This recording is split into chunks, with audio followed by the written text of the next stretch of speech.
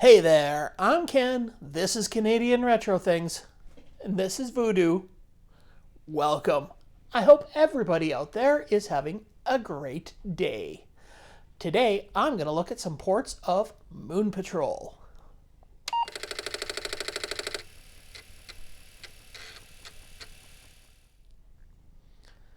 Over the last few days, I've been running some extensive tests on some Commodore 64s that I fixed. One of those tests has been playing a lot of games. One of the games has been Moon Patrol, so that got me thinking, how does that version compare to other versions that I currently have on other systems? So I'm going to look at a couple of systems that I have with copies of Moon Patrol, and we're going to compare them. I'm going to look at the Commodore 64, the Apple II, and the Tandy color computer. Which one has the best port?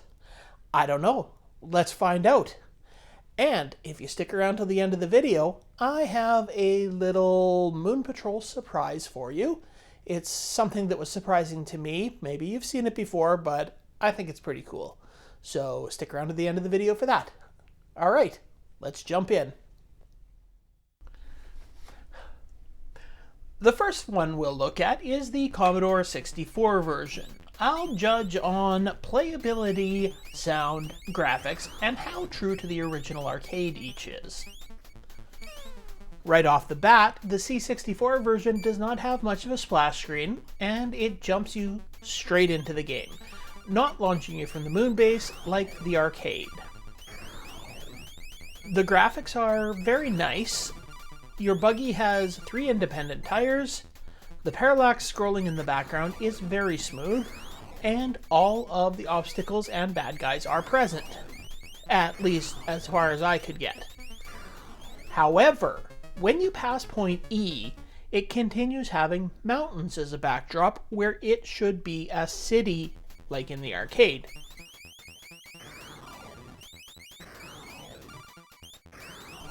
It also includes a bonus screen at the end of each major checkpoint. The sound is very good on this version. Background music, shooting sounds, and explosions are all present.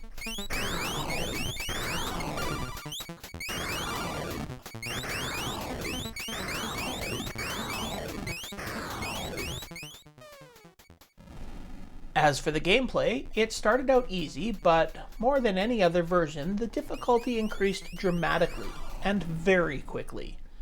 I would say it increased too much, almost to the point of being frustrating and making me not want to continue playing.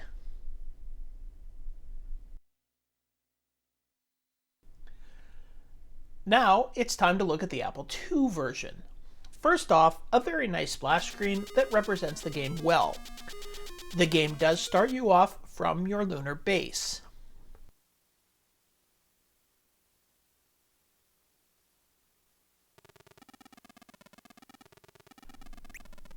The graphics are a lot more chunky, but your rover is well represented. The background is not great, as it's just an outline of one mountain range. Everything seems to be present, all of the bad guys, rocks, holes, and checkpoints.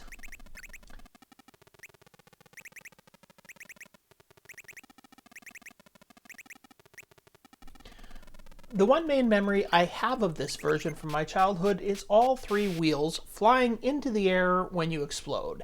And I did not disappoint myself this time. I died a lot. As for the sound, the effects were good, shooting and exploding, and the background was present, but I personally found it a little beepy for my liking, which is a major downfall of the Apple II computer in general.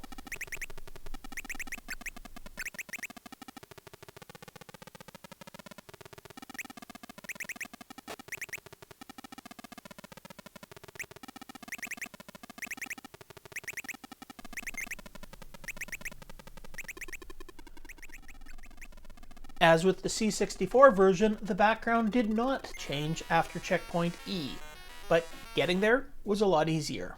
The difficulty did not ramp up nearly as quickly, making this version far less frustrating to play.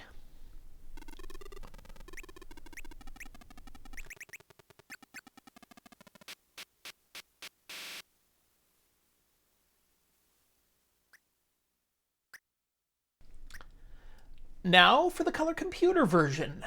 The first thing you'll notice is a title screen that reveals the name of this game is Lunar Rover Patrol, meaning this is not an official port of the game. Unfortunately, I think that because this video is looking at the best port, and this is a clone, that means this version has to be disqualified from the running. Which is a shame because this is, in my opinion, the best version I have come across. First off, the graphics are the normal nuclear green that the color computer is famous for. Unless you have a Coco 3 with a couple of simple commands, you can change the palette. Ooh, is this a teaser for an upcoming video? It might be.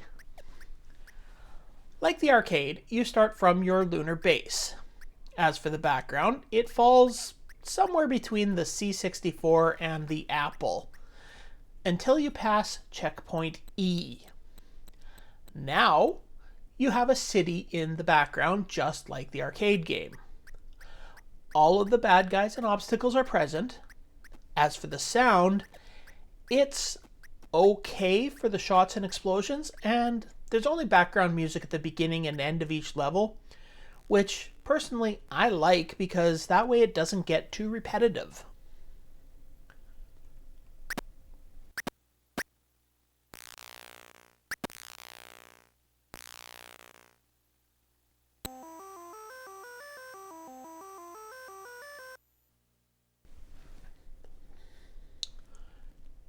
As far as I can tell, this is the version that follows the arcade the closest. The difficulty ramps up very evenly, never leaving you feeling like there's a part that you can't eventually pass.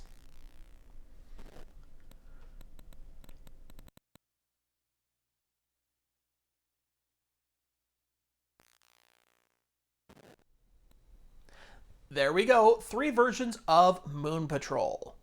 Unfortunately, the Tandy version is a clone rather than a port, which disqualifies it from the port wars. That leaves the Commodore 64 versus the Apple II. Unsurprisingly, the Commodore 64 takes it in the sound department. Although I did have to turn the volume off on both of them because after a while the repetitive music was getting to me a bit. For playability, I think the Apple has to take this one simply for the fact that the difficulty level doesn't ramp up as quickly and as suddenly as with the Commodore 64.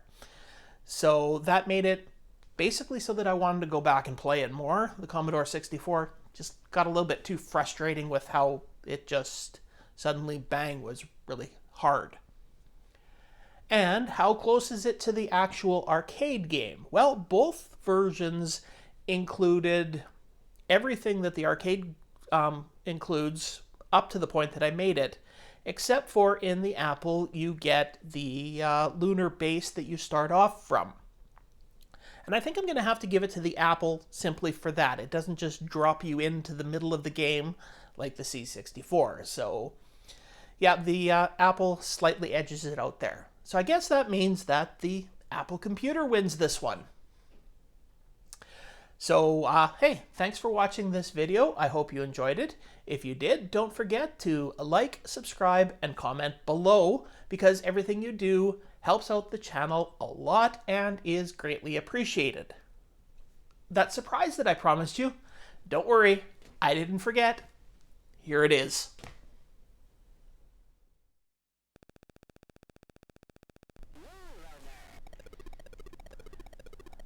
This is the TRS-80 Model 1 clone of Moon Patrol, Moon Rover. It does have the lowest graphics mode and is missing the front shot, so you only jump over holes and shoot stuff in the sky. But it is also the only version that talks. So enjoy.